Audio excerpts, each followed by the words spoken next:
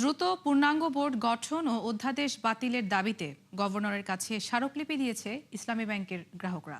তাদের দাবি, ব্যাংক থেকে বেরিয়ে যাওয়া টাকা উদ্ধার ও দায়ীদের শাস্তি ছাড়া আস্থা ফেরানো কঠিন হবে এই প্রতিষ্ঠানে। এ সময় দাবি মেনে না নিলে আন্দোলন চালিয়ে যাওয়ার ঘোষণা দেন তারা। এদিকে গেল কয়েকদিনের তুলনায় লেনদেনে কিছুটা স্বাভাবিক গতি ফিরেছে। মেজবা হাসানের রিপোর্ট।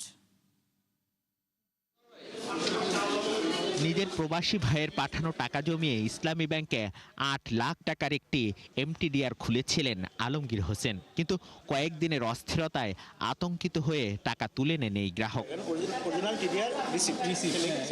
আগের পর্ষদ ভেঙে দেওয়ার পর নতুন পর্ষদ প্রধানের আশ্বাসে তিনি সেই টাকা নিয়ে আবারও ফিরেছেন ব্যাংকটির কারওয়ান বাজার শাখায়। আগের তারিখে নতুন করে ইস্যু করে জানান সেই অভিজ্ঞতার কথা। তুলে ফেলছি তো হতাশার কারণে, কি হচ্ছে না হচ্ছে, আর এখন তো বুঝলাম যে না, ফান্ড ক্রাইসিস অপেক্ষাকৃত কমে যাচ্ছে বা যেরকম বোঝা গেছে ওরকম কিছু নয়।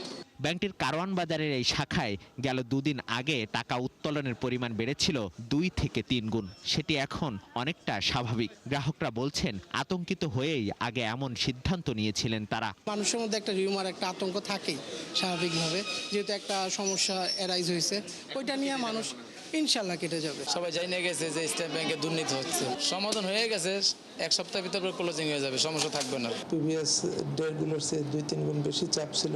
গতকালকে এটা একটু কমেছে, আজকে আলহামদুলিল্লাহ অনেকাংশে কমেছে। আরও আশ্চর্য হবেন আপনারা একটা বিষয় জেনে যে আমাদের নতুন নতুন ডিপোজিটও আসতেছে।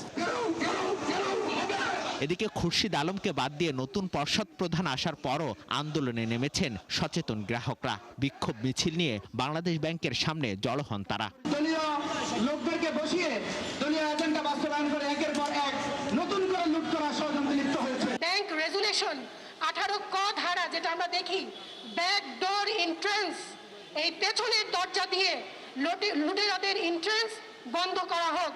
গভর্নর বরাবর স্মারকলিপি প্রদান শেষে অবিলম্বে শর্ত বাস্তবায়ন না হলে আবারও আন্দোলনের হুঁশিয়ারি দেন সচেতন গ্রাহকরা। আমরা চাই যে ইসলামী ব্যাংকের এই সংকট থেকে দ্রুত আমরা মুক্তি পাওয়ার জন্য ইসলামী ব্যাংকে নতুন পরিচালনা পরিষদ দ্রুত গঠন করতে হবে। নিয়ন্ত্রক সংস্থার এমন হঠকারী সিদ্ধান্তে গ্রাহকদের আস্থা নষ্ট হচ্ছে বলে জানান আন্দোলনকারীরা।